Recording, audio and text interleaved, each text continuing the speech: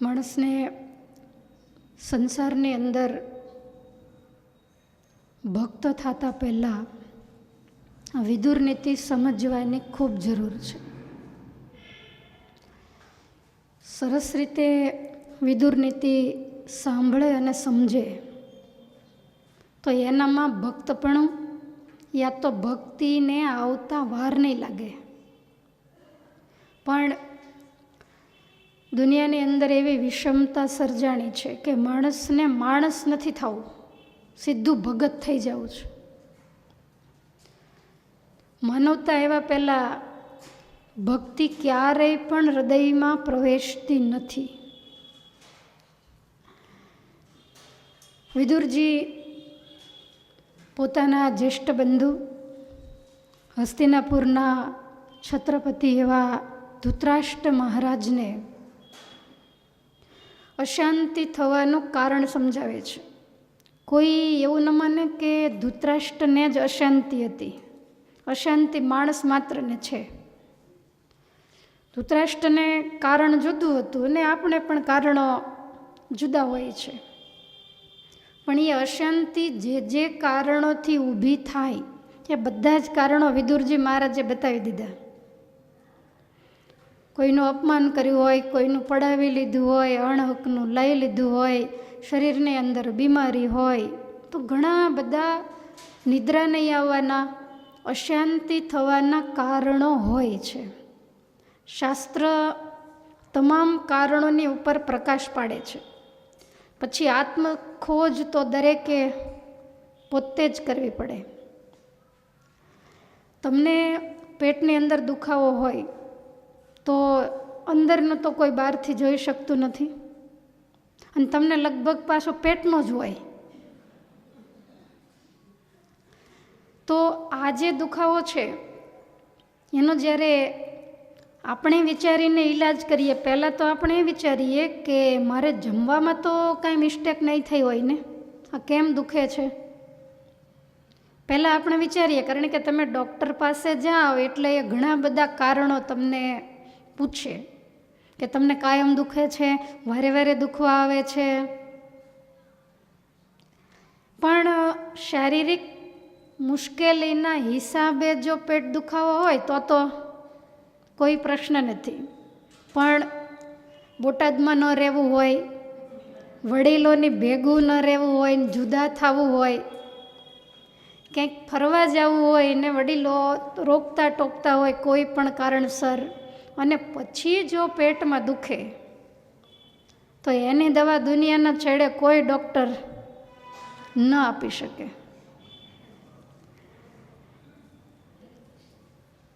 તો ધૃતરાષ્ટ્રને જે પેટ દુખાવો છે એની દવા વિદુરજી આપે છે, પણ ધૃતરાષ્ટ્રજી સ્વીકારતા નથી.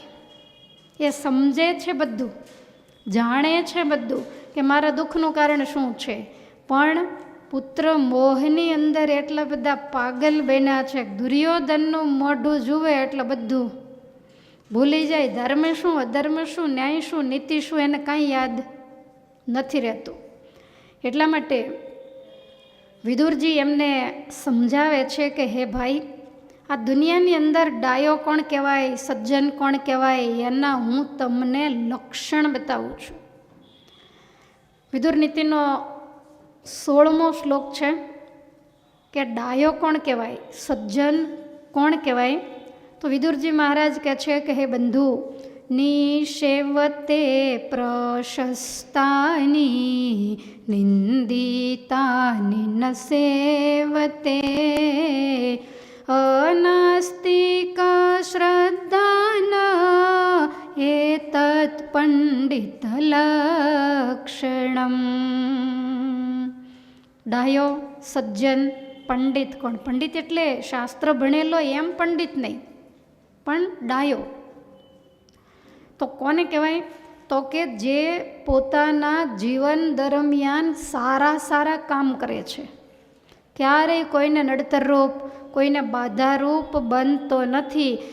પોતાની કુટુંબની અંદર, કુળની અંદર, ગામમાં કીર્તિ વધે એવા એ સારા કામ કરે છે.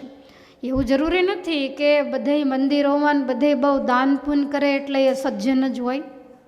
એવું લક્ષણ આમાં વિદુરજીએ નથી બતાવ્યું. પણ સારા કામ કરે એનો મતલબ એવો થાય કે સમાજની અંદર કાયમને માટે એનું નામ અમર બને. દાખલા તરીકે અડાલજની અંદર રૂડબાઈએ વાવ બંધાવી તો એને કેટલા વર્ષ થયા, પણ છતાંય આજ એનું નામ અમર છે. અને એ વાવ છે એ એમણે એવું સરસ કાર્ય કર્યું કે કેટલાય જીવની તરસ તો એણે બુઝાવી, પણ સર્વાવતારી ભગવાન સ્વામિનારાયણે જ્યારે એમાં સ્નાન કર્યું તો એ સત્કાર્યથી એના આત્માનું કલ્યાણ પણ થયું. તો આને સારા કાર્ય કર્યા કહેવાય. પછી ઘણા એવા સજ્જનો હોય છે કે એ લોકો સમાજની અંદર ઉપયોગી થાય એવા કાર્યો, કૂવાઓ ગળાવતા. જૂના જમાનામાં તો પાણીની ખૂબ તંગી હતી. અમુક રાજ્યોમાં અથવા તો ગામડાઓમાં તમે જોયું હશે કે સીમ સેઢેથી બહેનો જ્યારે આવતા હોય ત્યારે માથા ઉપર બહુ ઝાઝો વજન ઉપાડીને આવતા હોય. તો વાડીની અંદર તો કોઈ એને વજન ચડાવનારું હોય, પણ પછી બહુ લાંબો રસ્તો હોય ને રસ્તામાં થાકી જાય. તો આપણા જૂના રાજા મહારાજાઓએ ઠેકાણે થાકલા બનાવ્યા હતા. મોટા ઊંચા ઓટા હોય, એના ઉપર એ વજન હોય એ મૂકી થોડી વાર બેસે, પછી ત્યાંથી સીધો વજન માથે મૂકી અને નીકળી જાય. આ સમાજના ઉપયોગી કાર્યો કર્યા કહેવાય. પછી કોઈ તળાવો વગેરે બંધાવે અથવા તો હોસ્પિટલ હોય યા તો સ્કૂલ હોય. અત્યારે તમે જુઓ માનવ મંદિરોની અંદર પણ સરસ મજાની સેવા થાય. બધા કરતાં ધન્યવાદ એને આપવો પડે કે જે માનવ મંદિરોની અંદર સેવા કરતા હોય. સંસારની અંદર કોઈ પણ કર્મ સંજોગો વશાત માણસ કોઈ પણ પ્રકારે ખોડ ખાપણવાળો હોય, શારીરિક ખોડ ખાપણ હોય એનો તો વળી વાંધો ન આવે, પણ માનસિક ખોડ ખાપણ જ્યારે હોય ત્યારે ઘણા બધા એવા નિર્દય લોકો હોય છે કે પોતાના દીકરાઓ હોય, માતા પિતા હોય કે કોઈ પણ હોય તો એને માનવ મંદિરે મૂકી આવે છે, એને ભટકતા કરી દે, એને સાચવતા નથી. તો આ સમાજની અંદર એવા પણ ડાયા અને સજ્જન પુરુષો છે કે માત્ર અને માત્ર પરોપકાર માટે એ બધાઈને ભેગા કરીને સારી રીતે સાચવવા, એને ખવડાવવું પીવડાવવું. અરે ઘણા તો એટલું બધું અસ્થિર મગજવાળા હોય કે એને બાંધી રાખવા પડતા હોય. હવે તમે વિચારો કે શરીરની ક્રિયાઓ કરવી, નાવું ધોવું, એની એને કંઈ ખબર ના પડે. ઘરની અંદર એક પાગલ માણસ હોય ને તો જેટલા ઘરમાં ડાયા હોય ને એ બધા હાથ જોડી જતા હોય. તો એક સાથે 100, 200, 500 પાગલ માણસો જ્યાં રહેતા હોય તો એની સેવા કરનારાને ધન્યવાદ આપવા પડે. તમને ખ્યાલ છે આપણે પણ માનવ મંદિર છે, 60-70 જેટલા આવા માણસો ત્યાં રહે છે. એટલે તમારા ઘરે કંઈક ટાણો પ્રસંગ આવે, છોકરાની બર્થડે આવે, સારો પ્રસંગ હોય, નબળો પ્રસંગ હોય, તમે બધા એને જમાડતા હો, પાંજરાપોળમાં વગેરે જગ્યાએ દેતા હો. અરે તમે મંદિરમાં નહીં દો તો ચાલશે, પણ એ નિમિત્તે ત્યાં એમને જમાડવા, સાધુને જમાડ્યા કરતાંય વધારે પુણ્ય થશે. કારણ કે અમને તો મળી રહે છે, પણ જેને નથી મળતું. અને બીજું કે રૂપિયાથી સેવા કરવી બહુ સહેલી છે, શરીરથી સેવા કરવી એ રોજ એના કપડાઓ આપણે નીકળીએ તો મોટી દોરી ઉપર બધાના કપડાં વ્યવસ્થિત સુકાતા હોય. તો આ બહુ મોટું સત્કાર્ય છે. અને એ સત્કાર્ય માટે તો હું એવું માનું છું કે માણસોને ઠાકોરજીએ સ્પેશિયલ મોકલ્યા હશે. નહીંતર પોતાના મા બાપનું કરવું નથી ગમતું, એ ગામનું શું કરે? અને જો દરેકની અંદર આવી સજ્જનતા કે માનવતા હોય તો આ રીતે માણસોને કોઈ પોતાના જ પરિવારજનને રખડતા મૂકે ખરા? પણ આજ માનવતા મરી પરવારી છે. અને એવા સમયે ઠાકોરજી અમુક એવાને મોકલે કે જેના હૃદયમાં માનવતા હોય ને એ બધાની નિસ્વાર્થ ભાવે સેવા કરતા હોય છે. તો આ બધાય છે એને સત્કાર્ય કહેવાય. ગરીબ માણસોને મદદ કરવી, અનાથાશ્રમની અંદર બાળકો હોય તો એને જમાડવા, એને જે કાંઈ જરૂર હોય ભગવાને આપણને આપ્યું હોય તો ચોક્કસ આપવું. તો વિદુરજી એવું કહે છે કે મોટા ભાઈ, ડાયો કોને કહેવાય, સજ્જન કોને કહેવાય? તો જે આવા સારા કાર્યો કરે એ સજ્જન છે, જેને પરમાત્માની ઉપર શ્રદ્ધા છે તો એને ડાયો કહેવાય. જેને શ્રદ્ધા હોય ને એને નાસ્તિક પણ ન હોય. અને તમે જોજો, જેનામાં વિશ્વાસ કે શ્રદ્ધા નથી એ બિલકુલ નાસ્તિક હોય, એ પરમાત્મા વગેરે કોઈને માને જ નહીં. એ તો સાધુ સંતોને જોઈને એમ કે આમનામ બેસી રહે છે તો રડતા હોય તો આને નાસ્તિક પણ જ છે. એને એ ખબર નથી કે આ દેશની ઋષિ સંસ્કૃતિ જ્યારે ખૂબ ભજન ભક્તિ કરે છે, એના પ્રતાપે તો ઇન્દ્ર વરસાદ વરસાવે છે, એને પ્રતાપે તો આ પૃથ્વી લીલી રહે છે. આપણે તમારે કંઈક મુશ્કેલી આવે ત્યારે તમે નથી કહેતા કે ગરડાના પૂંજાડા આવ્યા, એમ આ દેશની અંદર તમે વિચારો, બીજા દેશોની જે જૂની સંસ્કૃતિઓ હતી એ જેમ જેમ વર્ષો ગયા એમ બધી ઘસાઈ ગઈ, અને આ દેશની ઉપર વિદેશીઓના અનહદ આક્રમણો થયા, અને ધર્મ પરિવર્તન કરાવવા માટે હિન્દુઓ ઉપર કાંઈ ઓછી ક્રૂરતા એ લોકોએ નથી ગુજારી, અને છતાંય એ સાધુ સંતોના પ્રતાપે, આ સત્શાસ્ત્રોના પ્રતાપે આપણે હિન્દુ સંસ્કૃતિની જ્યોત હજી એમને એમ જ જલતી રહી છે. એટલે આ બધાની બહુ મોટી કુરબાનીઓ છે, અને આ બધી જે વસ્તુ છે એ ક્યારેય પણ શ્રદ્ધા વગર થતી નથી. એટલા માટે શ્રદ્ધાની ખૂબ જરૂર છે. તો જે શ્રદ્ધાળુ હોય એને ડાયો કહેવાય, એને સજ્જન કહેવાય. ઘણાને તો તમે જે કહો ને એમાં, હું એમાં નથી માનતી, પણ ઠાકોરજી અહીં તમને 2 પગ આપ્યા એ જ ભૂલ કરી, 4 પગ આપવાની જરૂર હતી તો કોકના ખેતર તો ખેડી ખાત. માટે બધાની વચ્ચે સમાજમાં, પરિવારમાં આપણો આદર થતો રહે, બધાની સાથે લાગણી વગેરે જળવાઈ રહે, એવી રીતે જે જીવન જીવે. આપણે એવા કામ કરીએ કે સામા માણસના હૃદયમાં આપણા પ્રત્યે ભાવ થાય, દુર્ભાવ થાય એવું કામ ક્યારેય ન કરવું. આપણા પ્રત્યે લાગણી રહે એવું કામ કરે એને હે રાજન ડાયા કહેવાય. સમાજની અંદર ટીકા થાય, નિંદા થાય, પાછળથી લોકો આપણું ઘસાતું બોલે, હલકું બોલે, અને સામે આવીને તિરસ્કારને, અપમાનને ઘણીવાર કરી નાખે, તો આવા જે કામ કરે એને ડાયો ન કહેવાય. વિદુરજી કહે છે કે રાજન, જો દુર્યોધન છે એ તમને અતિશય વાલો છે, અને સહજ છે કે દીકરા તો સૌને વાલા જ હોય, તમને એના ઉપર હેત પણ છે, અને બાપને દીકરા ઉપર હેત હોય જ. પણ ભાઈઓના દીકરા હોય, બધા સાથે રહેતા હોય, અને બની શકે કે ભાઈઓના દીકરા ખૂબ ડાયા હોય તો એના ઉપર હેત હોય, પણ જ્યાં સુધી નાના હોય ત્યાં સુધી. પછી જ્યારે વહેંચણી કરવાની થાય ત્યારે તો ધૂણીને નાળિયેર બધાને ઘર તરફ જ જાય. આ તો પરમાત્માની કોઈના ઉપર કૃપા હોય તો વળી વાંધો ન આવે, નહીંતર આવું થતું જ હોય. માટે તમને હેત છે એની કોઈ ના નથી, પણ એ તમારો પુત્ર એ કેટલી પ્રજાનું બગાડી રહ્યો છે, કેટલાયને પીડી રહ્યો છે. તમે કોઈ દી નહીં સાંભળ્યું હોય કે દુર્યોધને ઘેર સદાવ્રત બાંધ્યું, ક્યારેય નહીં. કર્ણએ બાંધ્યું ને કર્ણનો જય જયકાર જ્યારે થવા માંડ્યો ને ત્યારે કીધું કે મામા આપણે આવું કર્યું હોય તો, ત્યારે મામાએ કીધું કે આપણું કામ નહીં. પણ આને તોય એમ થયું કે મારા કરતાં વળી કર્ણ આગળ નીકળી જાય, તો આણે બાંધ્યું, તો 5 દી ચાલ્યું કે આટલા બધા રોજ ખજાના ખાલી થાય, મામા આપણને આ ન પોસાય, એ તો કર્ણને પોસાય. એટલે ક્યારેય એણે કોઈ પ્રકારનું સત્કાર્ય કર્યું નથી. પ્રજા પીડિત હોય તો એને મદદ દુર્યોધને ક્યારેય કરી હોય એવો ક્યાંય પણ ઇતિહાસ લખાયો નથી. માટે મોટાભાઈ, તમે તમારા પુત્રના તમામ કુલક્ષણોને જાણો છો, ધર્મ અધર્મ, ન્યાય અન્યાય, નીતિ અનીતિને પણ સારી રીતે તમે જાણો છો, પણ છતાંય દુર્યોધનને તમે ખોટું કરતા અટકાયો નથી. એનું ફળ અત્યારે તમે ભોગવી રહ્યા છો. અને તમે એમ બોલ્યા કે સંજય ગયો ને મને કાંઈ કહ્યું નથી, તો કાલ સવારે તમારી આખી જિંદગીનું જે પરિણામ હશે ને એ તમને સંજય કહેશે, અને એ પરિણામ એ જ હશે કે યુદ્ધના મંડાણ મંડાશે ને તમારા કુળનો સત્યાનાશ નીકળી જશે. માટે હજી તમારી પાસે સમય છે, હજી જો ચેતી જાઓ, દુર્યોધનને મનાવીને સમજાવીને એનો ત્યાગ કરીને પાંડવોને એનો ભાગ આપી દો, તો આ સર્વનાશમાંથી બધા જ બચી જશે. અને આ રાજ્યની અંદર દુર્યોધનની અપકીર્તિ ગવાઈ છે, તો મોટાભાઈ તમે એમ માનો છો કે બધાય તમારા વખાણ કરે છે?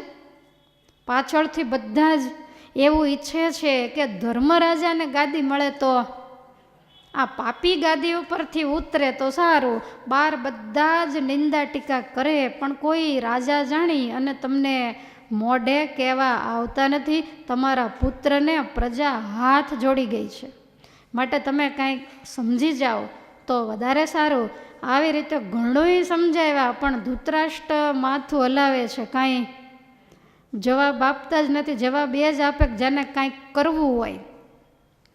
વિદુરજી આગળ સમજાવે છે કે હે રાજન સાંભળો, ક્રોધો હર્ષશ્ચ દર્પશ્ચ હ્રીસ્તંભો મન્યમાનિતા યમર્થનપકર્ષન્તિ સ વૈ પંડિત ઉચ્યતે. જોકે એક એક શ્લોક જ્યારે આપણે લેવા બેસશું તો આનો કંઈ છેડો આવે જ નહીં.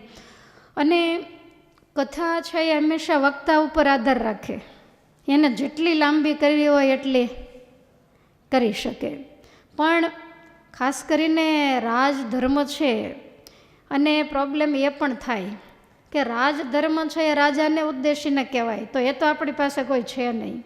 પછી ધંધાની અંદર ન્યાય નીતિ વગેરે કેવી રીતે રાખવું એ તો ભાઈઓને ઉદ્દેશીને કહેવાય, તો આપણી સભામાં કોઈ હોય નહીં. તો તમારે કાંઈ ધંધા વગેરે હોય નહીં, એટલે વિદુર નીતિ તમારા માટે તો થોડીક અઘરી જ છે. પણ છતાંય મારે તો છેક સુધી તમને ઉદ્દેશીને જ કહેવાનું છે. મને એવું લાગશે કે તમને કંટાળો આવ્યો તો પછી આપણને તો બાઈ પાસે આવડે છે, એટલે એમ ગાડીને ચલાવી લઈશું, પણ બને એટલો પ્રયાસ કરશું. તો એક એક શ્લોકની અંદર એક એક શબ્દ, ડાયાના એક એક લક્ષણ એટલા બધા સરસ રીતે વિદુરજી સમજાવે છે, એને આપણે આપણા ઉપર જો લઈએ તો આપણે પણ કામનું, કારણ કે માનવ માત્રને કામનું છે. રાજાઓ માટે મુખ્ય. ડબાણની અંદર મહારાજે વિષ્ણુ યાગ કર્યો અને પછી સભા ભરી, ત્યારે સુરાખાચાર્ય મહારાજને પ્રશ્ન પૂછ્યો કે અમારું રાજાઓનું કલ્યાણ કેમ થાય? મહારાજ કે વિદુર નીતિ વાંચી લેજો, વિદુર નીતિ પ્રમાણે વર્તે એ રાજાનું નિશ્ચય કલ્યાણ થાય. તો વિદુરજી કહે છે કે હે રાજન, ક્રોધો હર્ષશ્ચ દર્પશ્ચ હરિસ્તંભો માન્ય માનિતા. જે જિંદગીમાં ક્યારેય ક્રોધ નથી કરતો એને ડાયો કહેવાય. ઉથલાવા જોઈએ પાના. ક્રોધને જે છોડી દે એ ડાયો. અને તમે મહાભારતના દરેક પાત્રો ઉપર નજર કરશો ને તો વધારેમાં વધારે ક્રોધ દુર્યોધનમાં. તમે એનું મોઢું ક્યારેય હસતું ખીલતું એ કાયમને માટે રોષમાં જ હોય. એટલો બધો ઈર્ષાની આગમાં એ છેક સુધી બળ્યો છે. અને એને ઈર્ષા શું કે પાંડવો શાંતિથી સૂતા હોય એટલે આની ઊંઘ ઉડી જાય. સ્વયંવરની અંદર મત્સ્યવેદ કરીને દ્રૌપદીને પરિણામ ઇન્દ્રપ્રસ્થ મળ્યું. પાંડવો ઇન્દ્રપ્રસ્થમાં સુખેથી રહે છે, કૌરવોને યાદે નથી કરતા. ત્યાંને રાતે ઊંઘ ઉડી ગઈ. એટલે શકુને કહે છે કે કેમ? તો કે મામા મને ઊંઘ નથી આવતી. કેમ? તો કે પાંડવો શાંતિથી સૂતા હોય ને મારાથી સહન ન થાય. આને શું કહો તમે? એટલે શકુને કહે છે કે ભાઈ એની ઊંઘ ઉડાડવા આપણે ઘણી મહેનત કરીએ, પણ જેટલી મહેનત કરીએ એટલી સામી જ પડે છે. તો કે નહીં, પણ આજ તો મને ઊંઘ નહીં આવે, આપણે કંઈક કરીએ. શું કરવું છે? તો કે આપણે 4-5, આમ 4 તો હતા જ, કર્ણ, દુશાસન, દુર્યોધન ને શકુની. તો આપણે ભેગા થઈને અત્યારે ઇન્દ્રપ્રસ્થ જઈએ. તો કે અત્યારે ક્યારે પહોંચાય? તો કે મારી ઘોડશાળમાં પવનવેગી ઘોડા છે, તો ત્યાં જઈને શું કરવું છે? તો કે મારે ત્યાં જઈને ઇન્દ્રપ્રસ્થને આગ મૂકવી છે. હવે તમે વિચારો છો, આવી જ મેલી મુરાદ. અને હકીકતમાં ઘોડા દોડાવતા ગયા, વહેલા 3 વાગ્યાના સમયે પહોંચ્યા. અને કર્ણને તો અગ્નાસ્ત્ર વગેરે બાણો આવડતા હતા, એની પાસે બાણ છોડાવીને આખા નગરમાં આગ મૂકી. હવે આગલા દિવસે એવું બનેલું કે ભીમસેન ને અર્જુન બંને વનની અંદર ફરવા માટે ગયેલા, ને એમાં કંઈક વળતા અર્જુનને તરસ લાગી. એટલે અર્જુન કહે છે કે ભાઈ પહેલાં પાણી પીવું પડશે. ભીમસેન કે તાર જાતે ગોતીને પી લે, મોડું થાય છે, મારે તો ઘેર જવું છે. એટલે અર્જુન કહે છે કે મને તો બહુ તરસ લાગી, તો મારા ધનુષબાણ તમે લેતા જાઓ અને હું પાણી પીને આવું છું. હવે ભીમ ધનુષબાણ લઈ ગયા, એણે એના ઓરડા મૂક્યા અને દ્રૌપદીની સાથે રહેવાનો વારો ભીમસેનનો હતો. રાત્રે દરવાજા બંધ હોય અને આખા ગામમાં આગ લાગી, દેકારો થયો. એટલે કુંતાજીએ અર્જુનને જગાડીને કીધું કે મેઘાસ્ત્ર બાણ મારીને આગ બુઝાવો, પ્રજા પીડાય છે.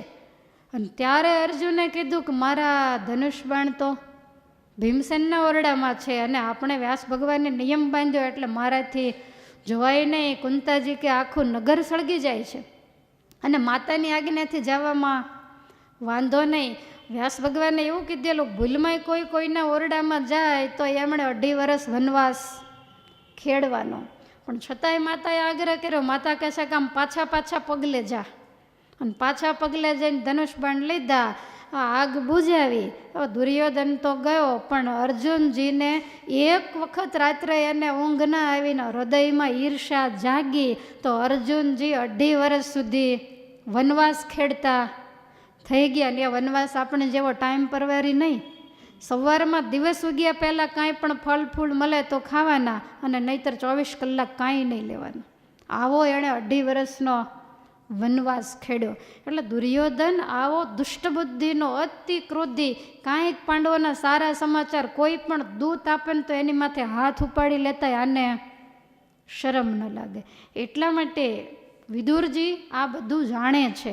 એટલા માટે કહે છે કે જેના જીવનમાં ક્રોધ છે ને એ પોતે દુઃખી થાય અને બીજાને પણ દુઃખી જ કરે, ક્યારેય એની જિંદગીમાં સુખી ન થાય. અને માણસના સ્વભાવ હોય છે કે વાતની વાતમાં ક્રોધ થાય. અને લાગે છે કે પેલા સમુદ્ર મંથન વખતે ઝેરના ટીપા પડ્યા હતા, એને કદાચ ચાંટી ગયા હોય અને ઝેરીલા, ક્રોધીલા, વેરીલા સ્વભાવ થઈ ગયા હોય. ઘરની અંદર પણ તમે જોજો, ભાઈઓમાં ક્રોધ હોય ને તો એ તો બોલીને બારે જતા રહે. પણ તમે જો ક્રોધ કરતા હો તો તમારા ઘરમાં જે નાનો સમાજ છે ને એને ભારે ઉપાધિ, અને એ લોકો કરે તો તમારે, કારણ કે તમારે કાંઈ ધંધે જવાનું નહીં. અને ખીજાણા હોય ત્યારે તો હામી ખુરશી નાખીને બેસે કે શું કરે છે, ક્યાં એનો વાંક આવે ને કહું.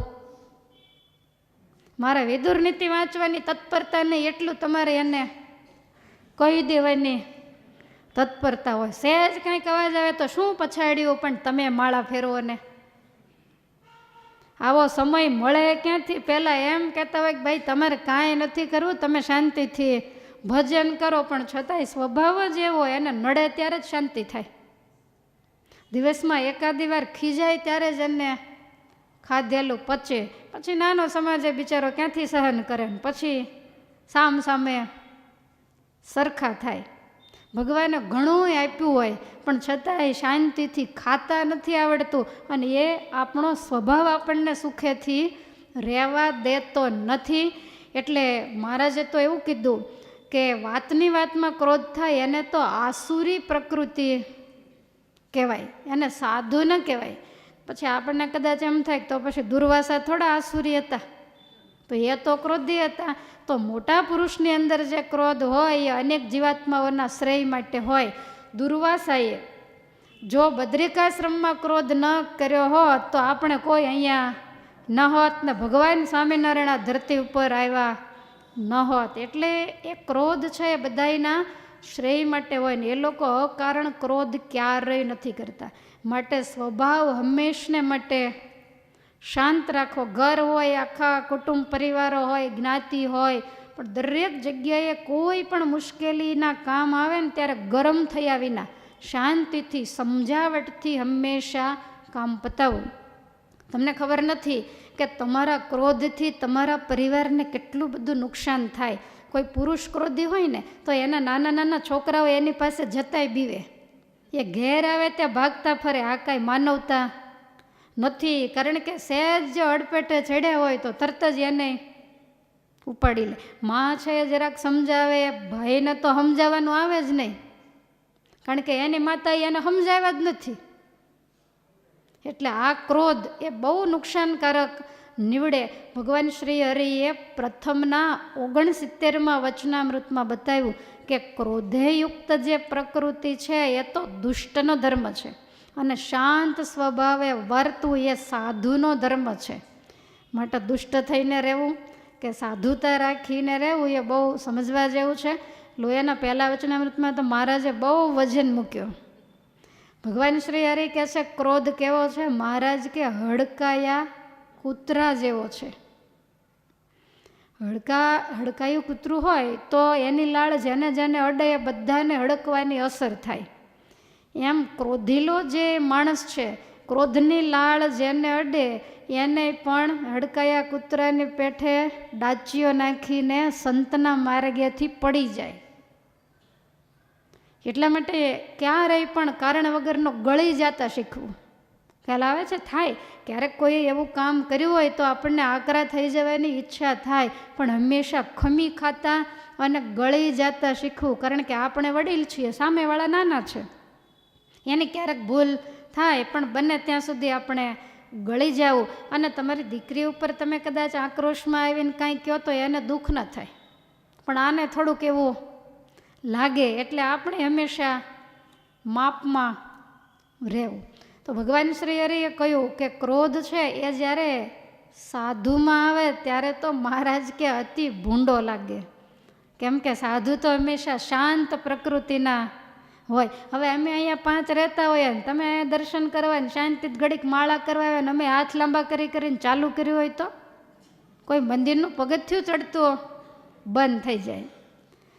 તમે આટલા વર્ષથી આવો છો, આવું તમે ક્યારેય દ્રશ્ય જોયું હોય તમારે કહી દેવું પાછું કે લોયાના વચનામૃત પ્રમાણે તમે રહેતા નથી. થાય સ્વભાવ વસ્તુ તો એવી છે કે સાધુ થાય તો સ્વભાવ તો લોહીની અંદર જોડાયેલા હોય, પણ સતત શાસ્ત્રનો અભ્યાસ હોય, મોટા ગુરુઓના આશીર્વાદ હોય, હરિકૃષ્ણ મહારાજ જેવા સમૃદ્ધ ધણીની જેના ઉપર એમની દ્રષ્ટિ હોય તો મહારાજ આ કળિયુગમાં પણ આપણને સાફ સુથરા રાખે છે, એવું કંઈ થવા દેતા નથી. એટલે ક્રોધનું નામ જ વિરૂપ છે. વળી મહારાજ કે ક્રોધ કેવો છે? તો કે આરબ, ભાવર, વાઘ દીપડા એના જેવો છે. અને તમે જોજો ક્રોધનું નામ વિરૂપ છે. અત્યારે આપણે કેવા હસતા ખીલતા છીએ, પણ ક્રોધ આવે તો આખું રૂપ બદલાઈ જાય, એટલે એનું નામ વિરૂપ પાડ્યું છે. હવે આટલું સાંભળ્યું ત્યારે શુકાનંદ સ્વામી કહે છે કે મહારાજ થોડોક ક્રોધ કદાચ આવે અને પછી શાંત થઈ જાય તો એ કંઈ નુકસાન કરે કે ન કરે? મહારાજ કે જો આ સભા ભરાઈને બેઠી છે, સભા સોસરો સર્પ નીકળે, ભલે કોઈને કરડે નહીં, પણ બધાય ભાગાભાગ તો જરૂર કરે, વિક્ષેપ તો જરૂર થાય. અને મહારાજ કે બધાને એનાથી ત્રાસ થાય. ગામને જાપે આવીને વાઘ હુંકારા કરતો હોય, ભલે કોઈને ન કરડે, પણ બધાય પોતપોતાના ઘરના દરવાજા બંધ કરે. એમ ક્રોધ આવે, થોડોક પણ આવે તો એ દુઃખદાયી તો છે જ. અને ક્રોધ વસ્તુ કેવી છે કે આપણે જે કાંઈ જપ તપ વ્રત જે કાંઈ કર્યું હોય ને એ ક્રોધથી બળી જાય છે. એટલા માટે ઉપવાસને દિવસે તો ખાસ ક્રોધ કરવાને ના પાડી, નહીંતર ઉપવાસનો નાશ થઈ જાય છે. અને એટલા માટે જ ક્યારેય પણ ક્રોધ ન કરવો. ગમે એટલા સારા સંબંધ હોય ને, પણ 1-2 વાર માણસ જતું કરે ને પછી આપણા પ્રત્યે એને અભાવ આવી જાય કે ભાઈ આમાં કાંઈ સુધારો થાય એવું નથી. એક કવિએ બહુ સરસ કહ્યું છે કે કરો ના ક્રોધ રે ભાઈ, પછી મન ખૂબ પસ્તાશે, કરેલી જે કમાણી છે પલકમાં તે બધી જાશે. સમાજમાં મવડી કહેવાતા હોય, પરિવારમાં બધા એને પૂછતા હોય, પણ આવો અતિ ક્રોધીલો સ્વભાવ હોય ને એ સ્વભાવને જ્યારે છોડે નહીં એટલે માણસોને બીક લાગે કે કાંઈ એને આગળ કરવા નથી, બધી બાજી બગાડી નાખશે. એટલે ધીમે ધીમે કિંમત ઘટવા માંડે. જીવનભર ભોગ દેવાથી બન્યા છે જે સ્વજન સાથી, ઘડી ભર ક્રોધ કરવાથી બધા દુશ્મન થઈ જાશે. આખી જિંદગી બધાને યારે સારા સંબંધ રાખ્યા હોય, કેટલોય ઘસારો શારીરિક આર્થિક ખાધો હોય, પણ છતાંય જો સ્વભાવમાં સુધારો ન થાય તો એ બધા સંબંધો ઘડીકમાં નાશ પામી જાય અને ક્રોધ જ આવો કરે છે. જો ને તમે અક્ષરાનંદ સ્વામીની વાતોમાં પેલી વાત આવે છે ને કે પેલા ગૃહસ્થએ ઘરે કીધું કે આજ રીંગણાનું શાક બનાવજે, અને એમને ભાવતું હશે, પણ આ વળી થોડીક અવળચંડી કે બીજા કોઈ કારણથી તે દિવસે નહીં મેળાવ્યો હોય, અને તમારે તો એવું હોય કે જે બગડી જતું હોય અને તમે જે ધાર્યું હોય એ જ તમે કરો, પહેલાં ગમે તે કે, અને પછી એને બાના કાઢીને તમે સમજાવી દો કે આમ હતું એટલે આમ કર્યું, કાલ કરી દઈશ, પણ એ ટાણે તો ન જ કરી દે. એટલે આણે વળી કંઈક નહીં કર્યું હોય તો આણે સાંજે આવી અને જોયું તો બીજું શાક. અક્ષરાનંદ સ્વામીએ કંઈક સાંભળ્યું જોયું હશે તો જ એમણે લખ્યું હશે, એટલે આનો મગજ ગયો. અને આમેય સ્વભાવ ક્રોધીલો, પણ બાઈ બિચારી એમને એમ કાયમ ખમી ખાય, અને જ્યારે ખીજાય ત્યારે એમ કે તને સાંગા પટેલનો કૂવોય નથી મળતો, કાયમ બોલે ને આજે બોલો બાઈ કેવું રોજ કહેશે ગોતી જ લઉં. અને રાત્રિના સમયે જઈ ગામને પાદર કૂવો હતો એમાં જઈને પડી, કાયમના શાક રોટલા વિખાઈ ગયા અને જિંદગીમાં એકલો રખડતો થઈ ગયો. વાત કેટલી, શાક ન બનાવ્યું તો કાંઈ નહીં, કાલ બનાવશે, જીભના સ્વાદ માટે થઈ અને આવી રીતના સંબંધો બગાડી અને દુશ્મનાવટ ક્યારેય વરાય નહીં. કવિ એવું કહે છે કે ભવો ભવમાં તપશ્ચર્યા કરીને જે કલંક બાળ્યા ઘડી ભર ક્રોધ કરવાથી વળી પાછા વહી જાશે. કેટલી મહેનત કરી હોય પાપ બાળવા, પંચ વિષયને જીતવા, માયામાંથી મુક્ત થવા, અને આવી રીતે ક્રોધ કરીએ એટલે બધી સાધના આપણી ઝીરો થઈ જાય. તમને ઘણીવાર એમ થાય છે ને કે આટલું બધું ભજન કરીએ છીએ ને ઉગતું કેમ નથી? આનું કારણ આ કે આવા અંતરશત્રુઓ છે ને એ બધા ખાઈ જાય છે. આપણે સરસ મજાની વાડી તો તૈયાર કરી છે, એમાં જપ તપ વ્રત ધ્યાન પૂજા પાઠ પવિત્રતા સરસ મજાના છોડવાઓ વાવ્યા છે, પણ ક્યારેક ક્યારેક કામ ક્રોધ લોભ વગેરે વાડ ઠેકીને અંદર પડે છે, અને એ સરસ ભક્તિના કૂણા કૂણા જે ડોકા હોય ને એને કાપી નાખે, ખાઈ જાય છે. એટલે પછી ભક્તિ વધે નહીં, પછી થોડી ઘણી પોળી થાય પણ એ ક્યારેય પણ એની ઊંચાઈ વધે નહીં. એટલે બહુ ધ્યાન રાખવા જેવું છે. ઘણીવાર બીજા ઉપર ગુસ્સો આવે ને તો એનો ભોગ નાના બાળકો પણ બનતા હોય. હવે તો ઓછું થઈ ગયું, નહીંતર તો બહુ પીટાઈ થતી ને એને કારણે પછી બાળકો ચીડિયા બની જાય. તમે જોજો જેના ઘરમાં સતત કજિયા કંકાસ ચાલતા હોય ને એના છોકરાઓ બહુ ચીડિયા બની જાય, એનો સ્વભાવ બગડી જાય, એને એમ જ થઈ જાય કે આવું જ હશે, કારણ કે એની હાજરીમાં ગમે તેમ મર્યાદા મૂકી બોલતા હોય, રાંધ્યા રજળી પડતા હોય, રસોઈના ભરેલા વાસણોના ઘા થતા હોય, તો આની અસર છોકરા ઉપર ના થાય? આપણે આપણી પેઢીનું જે ઉજ્જવળ ભવિષ્ય એને ધૂંધળું બનાવી રહ્યા છીએ. સ્ત્રી અને પુરુષ એ બે વચ્ચે જ્યારે બહુ માથાકૂટ થાય ને ત્યારે બાળકો ઉપર એની ખૂબ ખરાબ અસર પડે. બાળકોની હાજરીમાં નહીં, પણ આમે જેવો તેવો શબ્દ તો આમ પણ ક્યારેય ન બોલાય. ઘણીવાર આપણો ક્રોધ કોઈ ગરીબ માણસોને, ભગવાનના ભક્તોને પીડનારો બનતો હોય, આપણા માતા પિતાને પણ પીડનારો બનતો હોય. બે વ્યક્તિને ઝઘડો થયો હોય એમાં મા બાપને ખાવા દેવાનું ભૂલી જાય, એટલે ઓલા બિચારા પથારીમાં પડ્યા ટોટળે કેટલાય આ દુઃખના પીડાના ભાગીદાર બને છે. અને ઘણી વખત એવું થાય કે આપણો ક્રોધી સ્વભાવ છે ને આપણા મા બાપને આંસુડા પડાવતો હોય. તમે યાદ રાખજો, કોઈ પણ વ્યક્તિ હોય, બાઈ કે ભાઈ, પોતાના મા બાપ સાસુ સસરા એને આંસુડા પડાવે. હવે સારી રીતે ઘરમાં રહેતા ન હોય, વડીલ બિચારા કંઈ વધારે કહી શકે ને એટલે ખૂણે બેસીને આંસુડા પાડી લે. પણ આ આંસુડાના એક એક આંસુનું જે ફળ છે ને એ ઠાકોરજી કોઈને મૂકવાના નથી. પછી શરીર બીમાર પડે, કાં એમને માટે બીમાર જ રહે, પણ વડીલોના આંસુડા પડાવ્યા એનો આ ફળ છે. ઘણા બધા કારણો હોય. તમે ભગવાનના ભક્ત હોય ને તો તમને અહીંયા ને અહીંયા દંડ મળે, અને નહીંતર પછી ઉપર જઈને દંડ મળે. એટલે મા બાપની આંતરડીને ક્યારેય પણ કકળાવી નહીં, ક્રોધને કંટ્રોલમાં રાખે. તો વિદુરજી કહે છે કે હે મોટા ભાઈ, એ જ ડાયો છે. ત્યાર પછી બતાવ્યું અટંટાઈ છોડે. આપણે એક એકમાં બહુ ઊંડા જાતા નથી. જે અભિમાન છોડે. હવે દુર્યોધનની અંદર અભિમાન એટલે ભારોભાર, કોઈ દિવસ એમાંથી હવા ઓછી થાય નહીં, અને થાય એટલે પંપ ભેગો જ હતો શકુની. આ જરાક ઢીલો પડે એટલે પેલો એને તરત જ ટાઈટ કરે. એટલે જે અભિમાન રાખે, જે અટંટાઈ રાખે, તો એને પણ ડાયો ન કહેવાય. વળી ખોટું મમત્વ અને ભેદબુદ્ધિ રાખે. તમે જુઓ એક એક જે શબ્દોના બાણ છે ને એ બરોબર ધૃતરાષ્ટ્રને આમ છાતીમાં વાગે એવી રીતે જ મારે છે. મમત્વ ખોટું અને ખોટી ભેદબુદ્ધિ રાખે.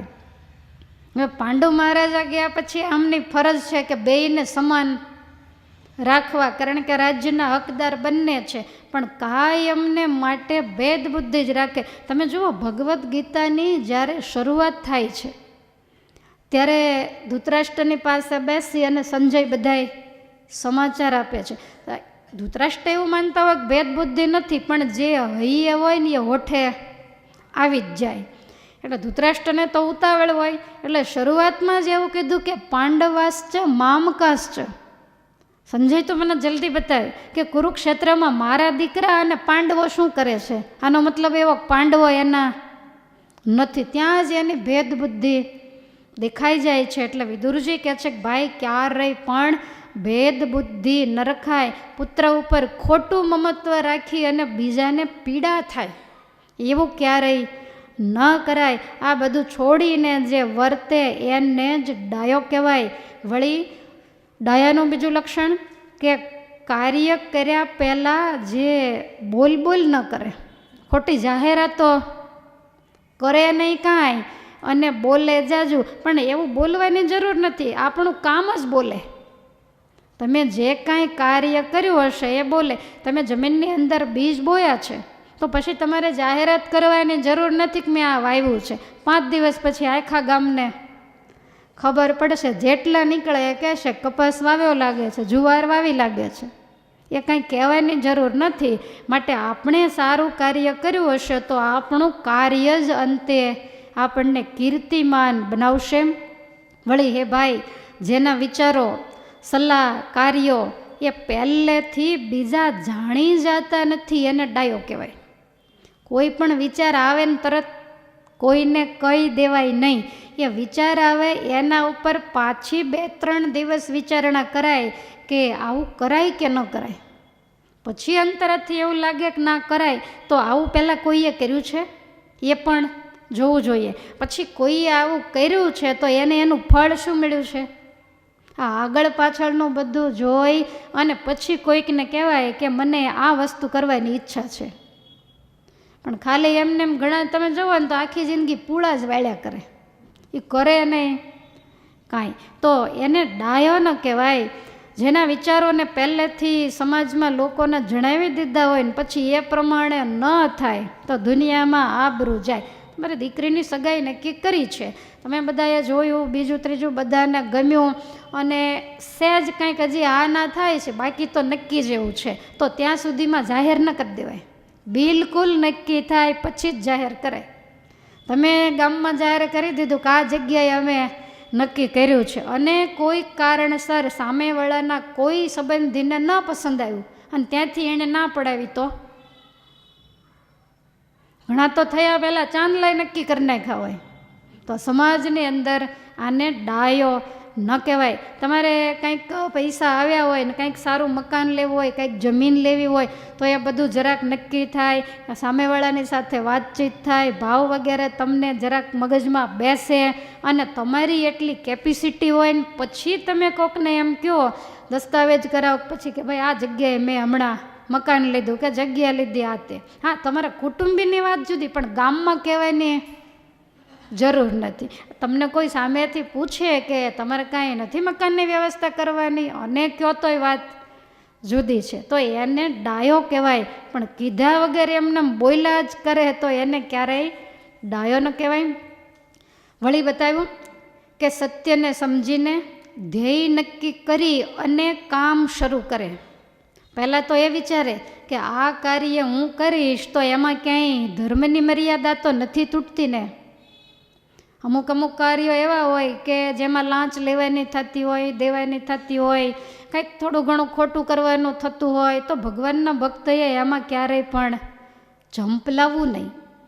કારણ કે તમે ખોટું કરો ને તો એ કદાચ તમારા કિસ્મત સારા હોય તો તમે ન ભોગવો, પણ તમારી પ્રજા તો ચોક્કસ એ ભોગવે. માટે ધ્યેય વગેરે બધું જ નક્કી કરી 5 માણસોને પૂછી અને કોઈ પણ કામ શરૂ કરવું. અને એ કામ શરૂ કર્યા પછી પહેલા મહિને હિસાબ કરીને બંધ ન કરી દેવું. પહેલા મહિને કાંઈ કમાણી ન થાય, એ તો ધીમે ધીમે મહેનત કરે. પછી એ જ ધંધો જે કરતા હોય એને ત્યાં જાય, એની સલાહ લે કે આ બધું તમે કેવી રીતે કરો છો. તો આવું બધું વિચારીને કરે. મુશ્કેલીઓ આવે પણ છતાંય પાછો ન પડે તો એને ડાયો કહેવાય. ઘણાને તમે જુઓ કે આ ધંધો નાખ્યો, 2-4 મહિના બંધ કર્યો, વળી પાછો બીજો નાખ્યો, જેટલા નાખે એમાં 5-10 લાખ ખોઈ નાખે. તો આને ડાયો ન કહેવાય. તો ધંધો નાખ્યો જ ન હોત તો એ 5-10 લાખમાં આજીવિકા વર્ષ સુધી ચાલે. એટલે એક નિષ્ઠાથી જે કાર્ય કરે, વિશ્વાસ અને શ્રદ્ધાથી જે કર્મ કરે તો એને ડાયો કહેવાય. જે ધર્મને, નીતિને, ફરજને પહેલાં વિચારે, ધનની આસક્તિ, ધનનો લોભ પછી રાખે. ધન કદાચ કોઈ પણ ધંધામાંથી મળતું હોય પણ એને તરત જોઈ લેવું પડે કે આમાં ક્યાંય અનીતિનું તો ધન મારા ઘરમાં નહીં આવી જાય ને, આવો વિચારે. અને પછી ધન કમાય, ભલે ઓછું મળે પણ અણહકનું જો નહીં હોય તો ઓછામાંય પણ તમે સુખપૂર્વક રહી શકશો. નહીંતર શું હોય કે કોકના નિશાસાનું આવી જાય, કોઈની આતડી કકડાવીને, કોઈની હાઈ લઈ, કોઈને છેતરીને, કોઈને દુખવીને, એવી રીતે જો ધન આવી જાય તો ઉપાધિમાં મૂકી દે. માટે એવું ક્યારેય પણ કરવું નહીં. વિદુરજી કહે છે કે હે ભાઈ, અણહકનું ધન, જો આ સીધો એના ઉપર જ ઘા કર્યો છે. અણહકની રાજ્ય સત્તા હોય, અણહકનું ધન હોય, કોઈ પણ વસ્તુ હોય, એ જેટલી માણસને પીડે છે એટલી તો કોઈ પીડતું નથી. તુલસીદાસજીએ પણ એવું કહ્યું કે અનિતિ સે ધન હોત હૈ વર્ષ 5 કે 7, તુલસી 12 વર્ષ મેં જડ મૂળ સે જાત. તમે ગાય અને ભેંસનું છાણ જોયું છે ને? એ જ્યારે છાણ નીચે પડે ને ત્યારે નીચે રેતી હોય કે માટી હોય એની સાથે ચોંટી જાય. પછી છાણને તમે આમ હાથથી ઉચકાવો, તમે ગમે એટલી મહેનત કરો તો એ માટી કે રેતી એનાથી અલગ ન પડે. એટલે આપણી જે હકની લક્ષ્મી છે ને એ માટી કે રેતીની જગ્યાએ છે, અણહકની છે આ છાણની જગ્યાએ છે. અણહકની લક્ષ્મી તમને લાગે જાજી, છાણ ઘણું બધું ઝાઝા પ્રમાણમાં હોય, માટી નીચે ઓછી ચોટી હોય પણ ચોટે તો ખરી જ. એ છાણને તમે હાથમાં લો એટલે નીચેનું ભેગું આવે જ. અણહકનું આવે એ જાય એટલે તમારું ગાંઠનું ગોપીચંદન લઈને જ. અણહકનું આવ્યું છે એટલે સમજી લેવાનું કે તમારું લેવા માટે જ આવ્યું છે. એટલે એની સાથે બધુંય જતું રહે. એટલે કોઈને કોચવીને, કોઈને દુઃખી કરીને અણહકનું લઈ અને સુખી થવાના વિચાર જેણે જેણે દુનિયામાં કર્યા છે એ બધા જ દુઃખી. એનું કર્મ એને કુદરત આપ્યા વિના નથી રહેતી.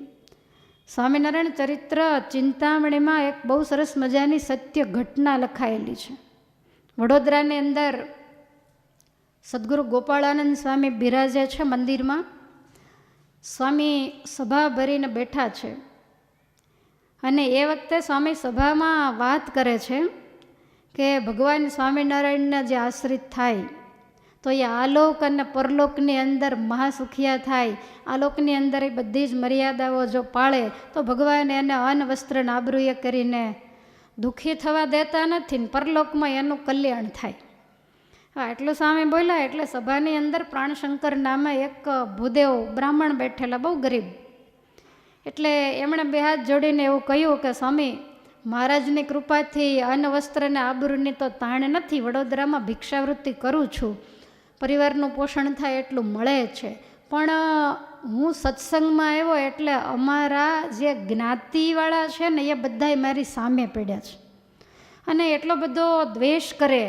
મારી દીકરી એક યુવાન થઈ છે તો એના માટે 2-4 જગ્યાએથી માગા પણ આવ્યા છે, પણ જ્ઞાતિજનોએ એને ચડાવ્યા કે આ સ્વામિનારાયણનો સત્સંગી છે, આપણી જ્ઞાતિવરામાં ક્યાંય ભોજન આતે કાંઈ કરતો નથી, તો આને જે દીકરી આની લે એણે પહેલાં એની પાસેથી 1000 રૂપિયાનું ઘરેણું પેરામણીમાં પહેલાં લેવાનું અને પછી લગ્ન કરવાના. હવે એ વખતે 1000 રૂપિયા એટલે અત્યારના તો કેટલા બધા થાય. એટલે સ્વામી મારે તો ભિક્ષાવૃત્તિ કરું, મારી આગળ તો 100 રૂપિયાની પૂંજી નથી, એમાં 1000 રૂપિયા તો ક્યાંથી દેવા? અને દીકરી છે તો એને પરણેવા વગેરે છૂટકો નથી. એટલે જ્ઞાતિજનોનો આવો સ્વામી થોડોક ઉપદ્રવ રહે છે. આવું જ્યાં કીધું ને તો સભામાં વ્રજલાલ શેઠ બેઠા હતા. એમણે કહ્યું કે જ્ઞાતિજનોનો ઉપદ્રવ તો અમારે રહે.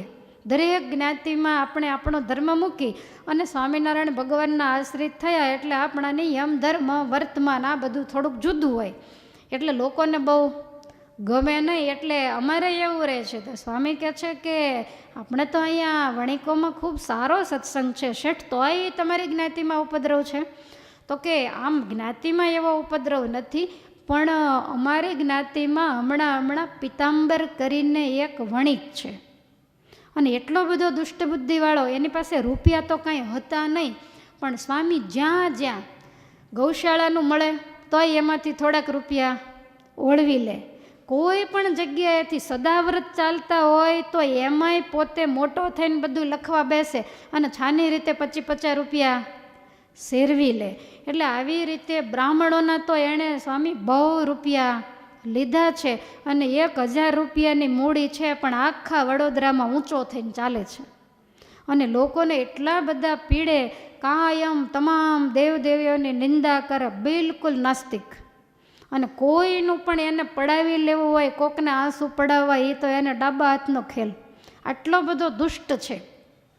એટલે સ્વામીએ કીધું કે ભાઈ કળિયુગનો સમય છે અને પૂર્વના કંઈક એવા કર્મ હોય એને સવળી વાત ન સમજાય, પણ વ્રજલાલભાઈ અણહકનું લેવું એ તો બહુ મોટું દુઃખ ભોગવવાના દિવસો આવે. એટલે આટલી વાત થઈ અને એ વખતે સ્વામી એવું બોલ્યા કે પ્રાણશંકર ભૂદેવ, તમે એક કામ કરજો ને, આપણા મંદિરની અંદર જે શંકર ભગવાન છે અને ગણપતિજી છે, તો કાલ સવારે તમે બિલીપત્રથી શિવજીની પૂજા કરજો અને આ દુર્વાથી ગણપતિ દાદાનું પૂજન કરજો. શિવજીને રોજ તમે કાલથી જળ ચડાવજો અને શિવજીની પાસે તમે રોજ એવી રીતે કહેજો કે હે શિવજી, હે ગણપતિજી, તમે તો વિઘ્નહર્તા દેવ છો, મારા દીકરીનો પ્રસંગ માથે આવ્યો છે, 1000 રૂપિયા ભેગા કર્યા વિના છૂટકો નથી, માટે હું ગામમાં તમારા નામે બધે ટેલ નાખીશ, ભિક્ષાવૃત્તિ કરવા જઈશ અને કહીશ કે દીકરીના લગ્ન છે એટલે મને કાંઈક તમે મદદ કરો, તો તમે મારા ઉપર કૃપા કરજો. આવી રીતે રોજ સવારે પ્રાર્થના કરે. હવે સવારમાં પૂજન કરી અને પછી સ્વામીની પાસે ગયા અને સ્વામીને કહે છે કે હું આજથી ટેલ નાખવાનું ચાલુ કરું છું. સ્વામી કે તમે એક કામ કરજો ને, કાલે પેલા વ્રજલાલ શેઠ કહેતા હતા ને પેલા પીતાંબર વાણિયાનો, તો એના ઘર પાસે વધારે ફરવું તમારે, ત્યાં ટેલ તમારે વધારે નાખવી. હા કે છે કાંઈ વાંધો નહીં. એટલે સવારથી જાય અને શેરીમાં પ્રવેશ કરે તો એવું બોલે કે હે વિઘ્ન વિનાયક દેવ, હે શંકર ભગવાન, મને 1000 રૂપિયા મારી જોડીમાં દીકરીના લગ્ન માટે અપાવો, એટલા માટે હું શિવજી ગણપતિના કહેવાથી જ ટેલ નાખવા નીકળ્યો છું. લોકોને આવું બધું કે. હવે સવારથી સાંજ સુધી ફરે એટલે બશેર જાર ભેગી થાય અને પેલા પીતાંબર વાણિયાના ઘર પાસેથી આવી રીતે રોજ નીકળે. એટલે એક દિવસ તો પીતાંબર વાણી એને જ કાંઈ ભિક્ષા દેવાય નહીં, ક્યારેય આવે નહીં. એટલે એણે કીધું કે ભૂદેવ, તમે રોજ એમ કહો છો કે હે શિવજી, હે ગણપતિ, મને 1000 રૂપિયા આપજો, તે કયા શિવજીને ગણપતિને કહો છો?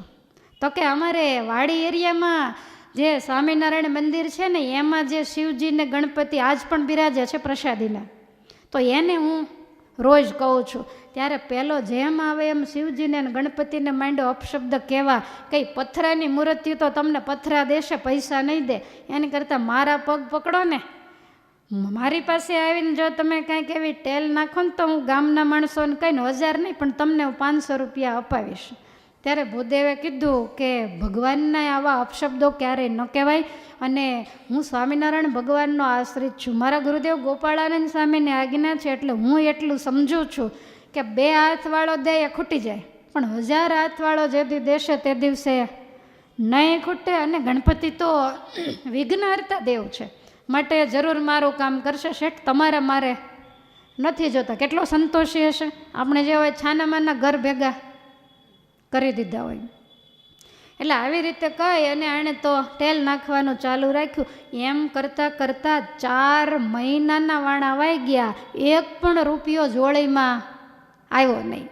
હવે સવારમાં તેલ નાખવા માટે નીકળેલા અને એ વખતે પેલો પિતાંબર વણિક છે ને એ રાજમાર્ગ ઉપરથી કાંઈક કામે નીકળ્યો. તો સ્વામિનારાયણ મંદિર જોયું એટલે આમ અંદર જ્યાં પ્રવેશ કર્યો તો પેલું ગણપતિજીનું ડેરું આવે. એટલે આમ જાળીમાંથી આમ જોયું તો શંકર ભગવાન ને ગણપતિજી બે બિરાજે, પણ બીજું કોઈ એ વખતે ગણપતિ પાસે નહોતું. અને એ વખતે ગણપતિજીના ડેરામાંથી શિવલિંગમાંથી ગેબી અવાજ આવ્યો કે હે ગણપતિજી, તમને મેં 4 મહિનાથી કીધું છે કે પહેલાં પ્રાણ શંકરની જોડીમાં 1000 રૂપિયા કન્યાદાન માટે અપાવો, તે કેમ તમે અપાવતા નથી? ત્યાં ગણપતિની મૂર્તિમાંથી અવાજ આવ્યો કે તમારી આજ્ઞા નહોતી, આજ તમે આજ્ઞા કરી, આવતીકાલે સાંજ પડે ત્યાં પ્રાણ શંકરની જોડીમાં 1000 રૂપિયા આવી જશે. શંકર ભગવાન કે પાક્કું? તો કે બિલકુલ પાક્કું, આમાં સહેજ પણ ફેર નહીં પડે. હવે આ શબ્દને ઓલા પિતાંબરે કાનો કાન સાંભળ્યા અને લેવાની વૃત્તિ તો હતી જ, જેનું તેનું પડાવી લેવાની. એટલે આને મનમાં એમ થયું કે મૂર્તિ બોલી એટલે કાંઈ ખોટું તો ન જ હોય. હવે 1000 રૂપિયા પડાવવાનો તો મેળ નહીં આવે, પણ 500નો મેળ આવે ને તો ભૂદેવના 500 પડાવી લો. આવી મેલી મુરાદ. અને પ્રાણશંકરને બિચારાને ખબર નહોતી કે શિવજીને ગણપતિ શું બોલાય, એ તો ટેલ નાખવા ગયા હતા. હવે આવું વિચારી અને સાંજે પોતાના ઘેર આવીને બેઠેલો પ્રાણશંકર બધે ટેલ નાખીને એને ઘેર ગયા. એટલે જઈ એના ઘરે જઈને બોલાય, ભૂદેવ આવો ને મારા ઘેર થોડુંક કામ છે. આને બિચારાને એમ કે કાંઈક દેશે. એટલે ભૂદેવ ગયા પિતાંબર શેઠના ઘરે અને એને એવું કીધું કે ભિક્ષાવૃત્તિ કરો છો, શું મળે છે? તો કે જાર મળે અને એમાં હું ગુજરાન ચલાવું છું ને એ જાજી નહીં, બશેર અનાજ મળે. તો કે પણ તમે એક કામ કરો ને, તમારા દીકરી પરણાવી છે ને? તો કે હા. તો કે તમે આવતીકાલે તમારી જોડીમાં સવારથી સાંજ સુધીમાં જે આવે ને બધું જો તમે મને આપી દો તો હું તમને 500 રૂપિયા દઉં. એટલે એને એમ કે 1000 આવશે એટલે તોય મારે 500. તમે જુઓ બુદ્ધિ કેવી વાપરી, સહેજ પણ જેને કુદરતને બીક નથી. એટલે આવું કહ્યું એટલે પ્રાણશંકર કહે છે પણ શેઠ તમે ભૂલ ખાઓ છો, હું વર્ષોથી ભિક્ષા માગું છું, મારી જોડીમાં 500 રૂપિયા કોણ નાખે? પણ આ કે નાખે તો તારે શું વાંધો છે, હું આપીશ તને. તારે જોડીમાં બશેર જુવાર આવે ને તોય તું તાર મને દઈ દેવાની. ભૂદેવ કે તો કંઈ વાંધો નહીં. વણિયાને એમ થયું કે આનું કાંઈ નક્કી નહીં, 1000 રૂપિયા આવે પછી મને પૂછવાય આવે નહીં. એટલે એણે કહ્યું કે હું તને લખાણ કરી દઉં. તો કે કરી દો ને. એટલે તરત જ 2 ડાયા સજ્જન માણસોને બોલાવ્યા અને કાગળની અંદર લખાણ કર્યું કે આવતીકાલે સવારથી દિવસ આથમે ત્યાં સુધીમાં આ પ્રાણશંકરની જોડીમાં જે આવે એ જોડી એણે મને આપી દેવી અને એ મને જોડી સોંપે એટલે હું એને 500 રૂપિયા રોકડા આપીશ. એ બંને સાક્ષીઓની સહી કરી, પ્રાણશંકરની સહી, પિતાંબર શેઠની સહી કરી, 2 ચિઠ્ઠી બનાવી. એક પ્રાણશંકરને આપી અને એક આ કોઈ 2 ગાલ વચ્ચેથી નીકળેલી વાત નથી, સત્ય બનેલી ઘટના છે. અનિતિનું ને અણહકનું છે, એનાથી શું દશા થાય એ હું તમને બતાવી રહી છું. હવે આ ચિઠ્ઠી તો એણે પેલા ગમચા સાથે બાંધી કે કાંઈ વાંધો નહીં. અને પેલા સજ્જનો હતા એણે પ્રાણશંકરને કીધું કે જ્યારે સાંજે તમે 2 ભેગા થાવ ત્યારે પાછા અમને બોલાવજો. હવે આ તો નીકળી ગયા અને પહેલાં એક ચિઠ્ઠી રાખી અને આ તો સવારનો મોટી જબ્બર કોથળી તૈયાર કરીને બેઠો. કારણ કે એ વખતે નગદ નાણું હતું, રોકડા રૂપિયા આવે, ક્યારે સાંજ પડે અને ક્યારે મને 1000 રૂપિયા મળે એ રાહ જોઈને બેઠેલો. ને આ સવારથી સાંજ સુધી બધે ટેલ નાખે તો વળી પાછી બશેર જાર ભેગી થઈ. 1 રૂપિયો નહીં, એક આનોય કોઈએ દીધો નહીં. સાંજે આ વણિકના ઘેર આવ્યા ને આ તો આમ જોડી પોળી કરીને જ બેઠેલો. એટલે આણે તરત જ જોડી મૂકીને આમ જ્યાં જોયું તો કે આ શું? તો કે જુવાર. મેં તો તમને કીધું જ તું ને કે મને વર્ષોથી આટલું જ મળે છે. એટલે ઓલાને એક દંડો શ્વાસ જાણે મોત આવી ગયો એમ પરસેવે રેબ જેબ થઈ ગયો. અને ગણપતિને જેને આવે એને જેમ તેમ માંડ્યો કહેવા, અને બોલ્યો કે મને એમ થાય છે ગણપતિને મારી નાખું, પ્રાણશંકરને મારી નાખું. હવે આને કાંઈ બોલવાનો વિવેક રહ્યો નહીં. હવે આ બાજુ પ્રાણશંકર કહે છે કે ભાઈ આપણે તો જે લખાણ થયું હતું મેં તો તમને 10 વાર કીધું કે મારી જોડીમાં જારથી વધારે કંઈ નહીં આવે, છતાંય તમે લખાયું. આ કહે છે કે રૂપિયો નહીં મળે. આ કે એવું થોડું ચાલે. તરત ઓલા બે સાક્ષીને બોલાવ્યા અને પ્રાણશંકરે કહ્યું કે આ મારી જોડી અમને અર્પણ 500 રૂપિયા મને આપે એટલે મારે પછી સંધ્યા વંદન કરવાનું મોડું થાય, મારે ઘરે જવું છે. એટલે સાક્ષીઓએ તરત કીધું કે શેઠ આપી દો, અને જો નહીં આપો ને તો તમારા હસ્તાક્ષરની તમારા સહીવાળી ચિઠ્ઠી આ ભૂદેવ આગળ છે, એટલે કાલ સયાજીરાવ સરકારના રાજમાં જઈને કેસ કરશે ને ફરિયાદ લખાવશે, તમારું બધું જશે. એની કરતાં ડાયા થઈને આપી દો ને આબરૂએ જશે. એટલે તરત જ એવો આમ ધૂંધવાતો એના ઓલા બધાના લૂંટેલા 1000 રૂપિયા હતા એ પટારી જઈને ખોલીને એમાંથી 500 રૂપિયા આમ કકળતા કાળજે કાઢી દીધા, ગણી અને આમને આપ્યા. એટલે પ્રાણશંકર તો નીકળી ગયા. પણ આને હવે ખાવું ભાવે? આણે તો દોટ મૂકી મંદિરે.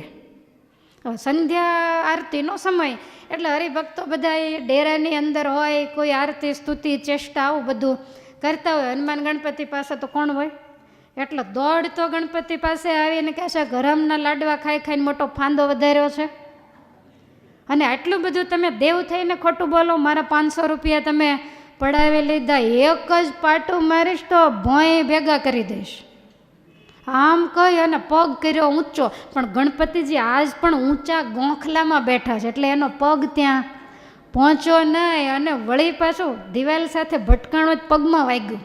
તો આને વધારે ક્રોધ ચડ્યો અને 2 હાથે જઈને ફાંદ ઉપર પ્રહાર કર્યો. ગણપતિજીની મોટી જબરી ફાંદ, અને જ્યાં આમ પ્રહાર કર્યો ત્યાં કાંડા સુધી 2 હાથ ફાંદની અંદર ગરી ગયા. અને કેવું લોઢા મેટ હલાવે તોય હલે નહીં. એટલે આણે જરાક ખેંચાતાણ કરી, અને એ વખતે ગણપતિજી આમ નાભી ચક્ર ગોળ ગોળ ફેરવું એટલે હાથ આમ આંટીએ ચડ્યા ને આખા શરીરની નાડીઓ માંડી ખેંચાવા, કાળો દેકારો કરવા માંડ્યો, મને બચાવો મને બચાવો. એટલે મંદિરમાં દેકારો સાંભળીને બધા હરિભક્તો ને બધા માણસો આવ્યા. આખું વડોદરા આને ઓળખે કે આ કેવો છે. એટલે એક જણાએ આવીને તરત મજાક કરતાં કીધું કે શેઠ ગણપતિના પેટમાં કાંઈ ખજાનો કાઢી લેવો તો ત્યાં હાથ નહીં ખા. હવે આને બળતરાનો પાર નહીં.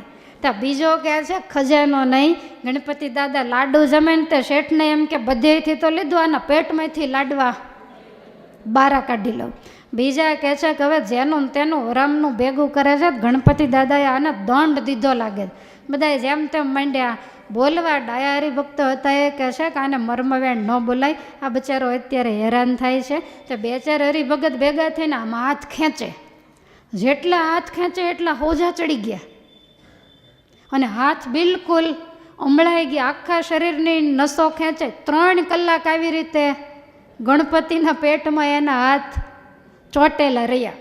હવે આ બાજુ બીનું એવું કે પ્રાણશંકર તો ઘરે ગયા, અને 500 રૂપિયા હવે ગણપતિ અને શિવજી અપાવવાના હતા, એટલે એને એવો નિયમ કે એને ચરણે જઈને પહેલાં ધરે રૂપિયા, પછી ઘરે લઈ જાય. એટલે નિત્યવિધિ કરીને જોડે એમને એમ જ ખંભે નાખી અને આવ્યા. ત્યાં તો હજારો માણસો ત્યાં જોવા માટે ભેગા થઈ ગયેલા, પણ આમને તો કોઈની સાથે લેવા દેવા નહીં, આ બધું ગણપતિજી પાસે થાય. શિવજી સામે હતા એટલે આમણે આવીને પેલો ઘંટ વગાડી અને શંકર ભગવાનને કીધું કે મારે દીકરીને પરણાવવાનો સમય બિલકુલ નજીક આવી ગયો છે, અને 500 રૂપિયા મને આપ્યા, મારે હજી 500 બાકી છે. તો દાદા તમે કંઈક જો દયા કરો તો હું દીકરીને પરણાવવા ભેગો થાવ.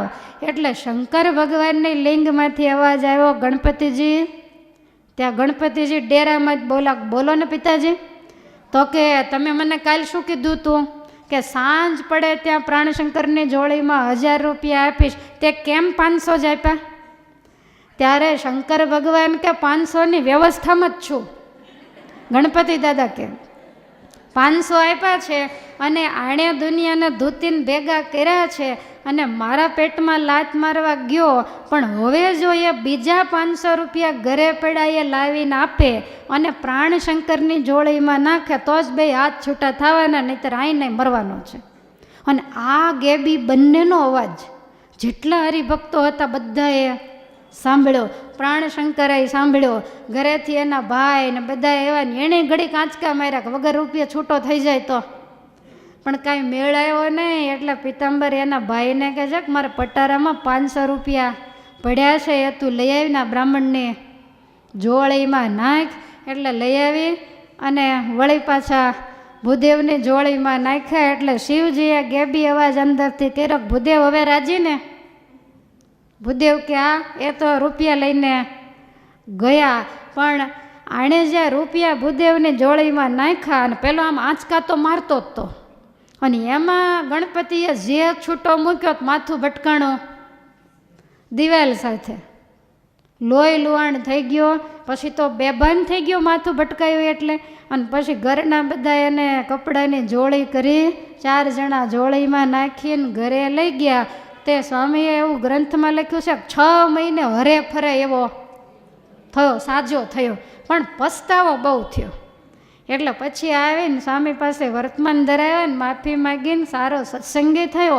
પછી સભામાં બેઠો એટલે સ્વામીએ સભામાં વાત કરી કે હે હરિભક્તો, ઓછું મળે તો ઓછું ખાવું, અડધો મળે તો અડધો ખાવો, પણ કોઈનું અણહકનું ક્યારેય પણ પચાવવું નહીં. અને અણહકનું જો પચાવી પાડશો તો એ મૂળગી તમારી મૂડી લઈને જાશે.